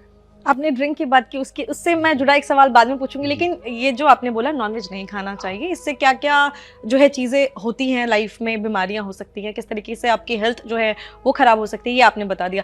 तो ये तो धार्मिक तौर पे भी था कि हाँ भाई धर्म में भी हमारे कहते हैं कि नहीं खाना चाहिए। तो ये दोनों तरीके से आपने, क्योंकि आप स्पिरिचुअल डॉक्टर हैं, तो धर्म से भी हो गया और डॉक्टर की तरफ से भी आपने डाल दिया कि हाँ चलो नॉनवेज नहीं खाना चाहिए। लेकिन हमारे हिंदू धर्म में कहते हैं कि लहसुन प्याज भी नहीं खाना चाहिए, लेकिन हम वहीं मेडिकल साइंस में जाए तो वहाँ बोलते हैं कि लहसुन प्याज अच्छा है, लहसुन खाने से कैंसर ठीक होता है। अब ये तो दोनों बातें अलग हो गई, इसको आप कैसे बताएंगे? देखिए, क्या है कि साइंस को अगर आप समझेंगे तो साइंस बहुत कंटिन्यूस लेवल पे अपने आप को अपग्रेड करते रहता है। पहले अगर कोई ऑपरेशन होता था, कितने सारे ऑपरेशंस में पहले ज़्यादा रिस्की होता था, जैसे आई का ऑपरेशन ही हो जाए तो पहले एडमिट करके आई का ऑपरेशन करते थे। अब ऑपरेशन इतने इजी हो गए हैं कि एटलीस्ट आई का ऑपरेशन वो ओपीडी बेसिस पर एक ही दिन में करके फिर शाम तक छुट्टी कर दी जाती है। तो साइंस अपने आप को अपग्रेड कर रहा है। जो आध्यात्मिक साइंस है, स्पिरिचुअल नॉलेज है, वो ज़्यादा एडवांस है। जो मॉडर्न साइंस है, मेडिकल साइंस है, वो अभी उतना इवॉल्व नहीं हुआ है। तो भविष्य में जब सात्विकता के कंसेप्ट्स को, जब प्राण ऊर्जा के कंसेप्ट्स को ज़्यादा हम अच्छे से समझ पाएंगे, तो मेडिकल साइंस भी इन चीज़ों पे आ जाएगा कि हमें सात्विक भोजन के तौर पर हमें सिर्फ फल और सब्जियों पर ही रहना चाहिए। जो आप गार्लिक की बात करें, जो कि मेडिसिनल है, वो ज़्यादा इजी वे में दूसरे मेडिसिन्स हमारे पास अवेलेबल हैं जिसके कोई दूसरे साइड इफेक्ट नहीं है। तो मतलब आपके अकॉर्डिंग लहसुन प्याज भी नहीं खाना चाहिए? हाँ, जितना कम करेंगे उतना अच्छा है। जितना कम करें। नॉनवेज भी क्यों नहीं खाना चाहिए ये बता दिया, लहसुन प्याज के बारे में भी। ड्रिंक वाला जो मेरा क्वेश्चन है वो बड़ा इंटरेस्टिंग है। अगर कोई है जिसको ड्रिंक करने की आदत है, स्मोक करने की आदत है, कौन सा ऐसा चक्रा है जिसको कंट्रोल करें तो वो उससे जो है बैलेंस कर पाएंगे, आदत छूट जाएगी? बहुत अच्छा सवाल है। देखिए, सेल्फ लव, हम अपने आप से प्यार करते हैं। जब हम अपने आप से प्यार करते हैं तब हम अपने हेल्थ को अच्छा रखने के लिए प्रयास करते हैं। अगर अपने आप से हम प्यार नहीं करते हैं तो हम होश नहीं रहता कि हम क्या खा रहे हैं, क्या पी रहे हैं। जब तक प्रॉब्लम नहीं आ जाती है, कोई बीमारी नहीं आ जाती है, तब तक हम सजग नहीं होते। तो अपने आप से प्यार करना जो है वो हार्ट चक्र से आता है। तो खुद से प्यार करना भी हार्ट चक्र की बात है कि हम सजग हों लाइफ में कि मैं क्या खा रहा हूँ, मैं जो भी 24 घंटे में कर रहा हूँ किसका प्रभाव मेरी लाइफ में क्या पड़ता है। तो यह बातें समझ सकें, इसके लिए पहले हार्ट चक्र पर काम करने की जरूरत है। हार्ट चक्र डिस्टर्ब रहेगा तो व्यक्ति जो है वो बेहोशी में जीवन जिएगा। तो हार्ट चक्र को पहले करें, उसके बाद फिर थोड़ा सा रोल हमारे डाइजेस्टिव सिस्टम यानी कि मणिपुर चक्र का भी आएगा, जो स्प्लीन ऑर्गन है। हमारे इस मणिपुर चक्र जो है वो हमारे स्टमक को रेगुलेट करता है, पैंक्रियाज को रेगुलेट करता है, स्प्लीन को रेगुलेट करता है। तो स्प्लीन जो है वो हमारे चॉइस को कि मुझे क्या खाना चाहिए उसको डिसाइड करता है, उसकी एनर्जी को। तो हार्ट चक्र को ठीक किया जाए और फिर मणिपुर चक्र को ठीक किया जाए। अगर वो ठीक हो जाए तो व्यक्ति खुद ही नॉनवेज नहीं खाना चाहेगा और ड्रिंक नहीं लेना चाहेगा। ओके, तो मतलब जिसको आदत छोड़नी है वो इन चक्रास पे अपने काम कर सकता है। Yes. बाकी जो आपको डॉक्टर सजेस्ट करें वो तो कीजिए, हेल्दी लाइफस्टाइल के साथ ये चीजें भी। एक लिक्विड की बात चल रही है, एक बहुत सारी चीज जो है कभी कभी बातें आती है गौमूत्र के बारे में, जो बात आती है, क्या उसमें सच में ऐसी चीजें कुछ हैं? ऐसी गौमूत्र बहुत ज्यादा जो है मेडिसिन बनाने में भी यूज किया जा रहा है, ऐसा कहा जाता है। तो सच में गौमूत्र में इतने फायदे हैं? देखिए, गाय को माता कहा गया है ना, और वो यूं ही नहीं कहा गया, उसके पीछे भी रीजन है। आध्यात्मिक रूप से ये बहुत बड़ा कनेक्शन है। इनफैक्ट जब हम सोल जर्नी को थोड़ा समझें, क्योंकि थोड़ा टॉप सिलेबस तो हम ज़्यादा बाहर चले जाएंगे, लेकिन उसका कनेक्शन है, उसका रोल है। तो गाय की तो कई तरह से चीज़ें हमारे लिए फ़ायदेमंद है। तो गौमूत्र भी जो है स्वास्थ्य के लिए बहुत महत्वपूर्ण है। इनफैक्ट गौमूत्र गाय की कई से जो गाय का जो घी होता है वो सुपर फूड में है। सुपर फूड जो कि कई तरह से न्यूट्रिशियस है। वात, पित्त, कफ, इन सभी को संतुलित करने के लिए गाय का घी जो है वो बहुत अच्छा है। हम कई तरीके से हम गाय के घी का यूज कर सकते हैं। तो पंचामृत है, तो ये वास्तव में हेल्थ के लिए ये अच्छा है। तो मतलब उसको जैसे बहुत सारे लोग यूज करते हैं। हाँ, बिल्कुल कर सकते हैं, करना चाहिए। तो ऐसे डॉक्टर इन्होंने बताया। देखिए अब कितनी अच्छी चीज है, हमारे जो धार्मिक किताबों में जो चीजें लिखी हुई हैं, हाँ। उसका एक डॉक्टर ने भी बताया, स्पिरिचुअल डॉक्टर ने बताया कि कितना रोल है हमारी लाइफ में। हमारे धर्म में कहा जाता है नॉनवेज नहीं खाने के लिए। आपने आज बता दिया कि क्यों उससे हमें हार्म पहुंच सकता है, क्या क्या चीजें हो सकती हैं। बाकी आपने लहसुन प्याज के बारे में बताया। गौमूत्र के बारे में बहुत बार ऐसे उठता है कि अरे ये तो कुछ ऐसी चीज नहीं है, लेकिन हमारी जो धार्मिक किताबों में चीजें बताई गई हैं उसका सच में बहुत ही ज्यादा महत्व है। अब 7 चक्रास की बात हो गई, भगवत गीता की बात हो गई, हमने बहुत सारी और भी बातें की। ऐसी कोई 3-4 चीजें जो आप हमारे व्यूअर्स को बताना चाहोगे, जो एक हेल्दी लाइफ को रखने में, अच्छा माइंड रहे, एकदम पॉजिटिव माइंड रहे, हेल्दी लाइफ रहे, 3-4 छोटी छोटी चीजें जो आप टिप्स देना चाहोगे उनको? 3 टिप्स मैं देना चाहूँगा। सबसे पहला टिप्स जो है कि सुबह जगते ही सबसे पहले हम हाथ जोड़कर जो क्रिएटर है, जो सर्वव्यापी दिव्य चेतना है, शक्ति है, हम उसको धन्यवाद दें।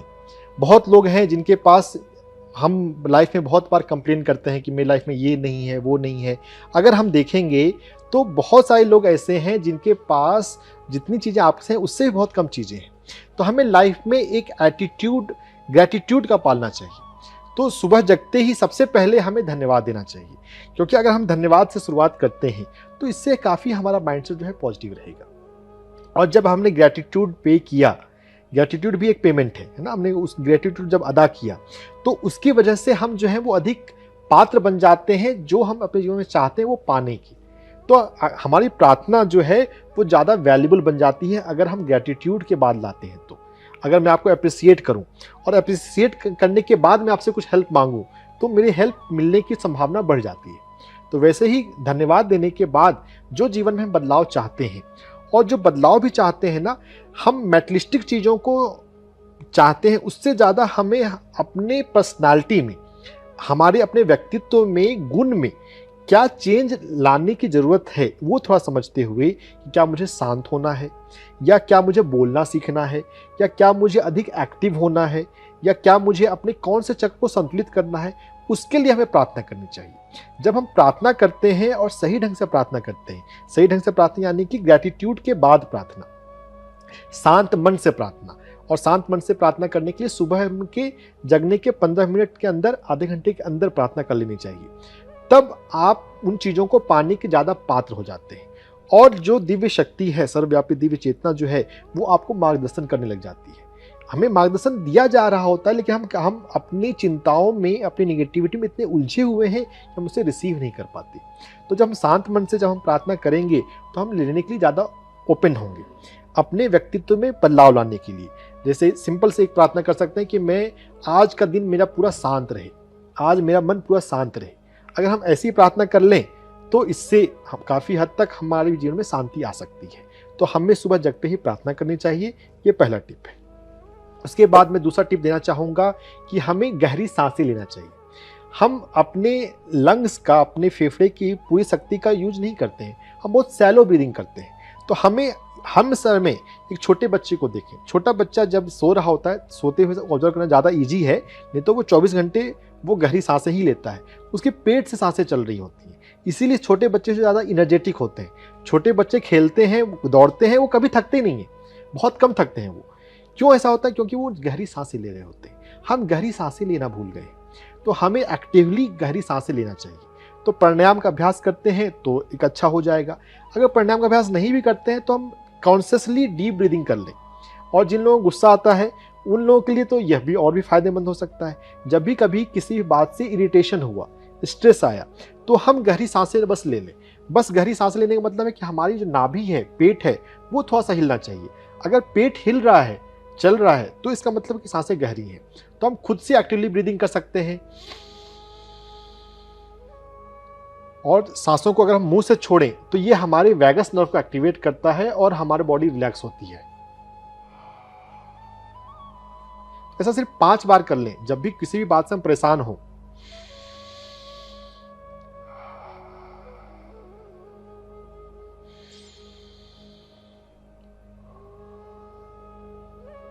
गहरी सांसें लेना पेट से और मुंह से श्वास छोड़ना। तो 5 डीप ब्रेथ अगर दिन में हम 2-4 बार प्रैक्टिस कर लें, एक्टिवली कर सकते हैं। जब भी कभी थोड़ा सा टाइम मिले तो हम 5 बार गहरी सांसें लें और छोड़ लें। जब कहीं किसी बात से परेशान हैं, किसी बात से इरिटेशन हो रहा है, तनाव हो रहा है, गुस्सा आ रहा है, तब हम 5 डीप ब्रीदिंग कर लें। कभी किसी से झगड़ा हो गया है और उसे और अच्छे से झगड़ा करना है, तो अगर शांति से झगड़ा करने जाएंगे तो यानी अच्छे शब्दों के साथ, हाँ, तो फिर ज़्यादा अच्छे शब्द बोल पाएंगे, फिर आपके जीतने की संभावना बढ़ जाएगी। तो हम 5 डीप ब्रीदिंग कर लिया करें। थ्रू आउट द डे, हर 2 घंटे पे 3 घंटे पे हमें गहरी सांसें लेना चाहिए। तो ये टिप नंबर 2 है। और तीसरा टिप जो है वो ध्यान साधना में बैठने का टिप। भगवद गीता के 6ठे अध्याय में ध्यान साधना के बारे में बताया गया है। स्थिरम आसनम आत्मना। हम कभी भी थोड़ी देर के लिए, 5 मिनट के लिए, 10 मिनट के लिए, 15 मिनट के लिए आराम से बैठ जाएं और आराम से बैठकर अपने आप को महसूस करें। योग निद्रा का अभ्यास भी कर सकते हैं। योग निद्रा जिसमें हम लेट के बॉडी के एक एक बॉडी पार्ट्स को, मसल्स को रिलैक्स करते हैं। तो योग निद्रा का अभ्यास या ध्यान में बैठने का अभ्यास, ये हमारे जीवन में 15 मिनट के लिए, आधे घंटे के लिए होना चाहिए।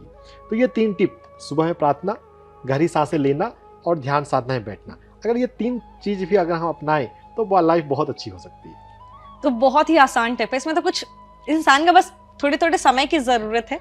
बहुत अच्छी बातें की हैं हमने स्पिरिचुअल डॉक्टर एस रंजन जी से, और भी बहुत सारी बातें बाकी हैं। बहुत सारे आपके सवाल होंगे जो आप पूछना चाहते होंगे, क्योंकि लाइफ की बात है, यहाँ हेल्थ की भी बात है। बहुत सारे धार्मिक लोगों के सवाल जो है, बहुत सारे जो इन्होंने जवाब दिया ना नॉन वेज, आपके सवाल होंगे, कुछ ना कुछ आप जरूर सोच रहे होंगे कि पूछना चाहिए। कॉमेंट सेक्शन में लिखिए अपने जितने भी सवाल हैं, आप कॉमेंट सेक्शन में लिख सकते हैं, क्योंकि हम बहुत ही जल्द डॉक्टर एस रंजन जी के साथ एक पूरी सीरीज लेकर आने वाले हैं, जिसमें सिर्फ वो आपके ही सवालों का जवाब देंगे। आप जितने सवाल लिखेंगे वो आपके सवालों का जवाब देंगे। तो आप सवाल लिखना शुरू कीजिए। बाकी सर, आपसे बहुत अच्छा लगा मिलके, बातें करके, और मुझे लगता है धर्मा लाइफ के दर्शकों को भी बहुत अच्छा लगा। बहुत ही जल्द आपसे फिर से मिलते हैं, तब तक के लिए नमस्कार। नमस्कार।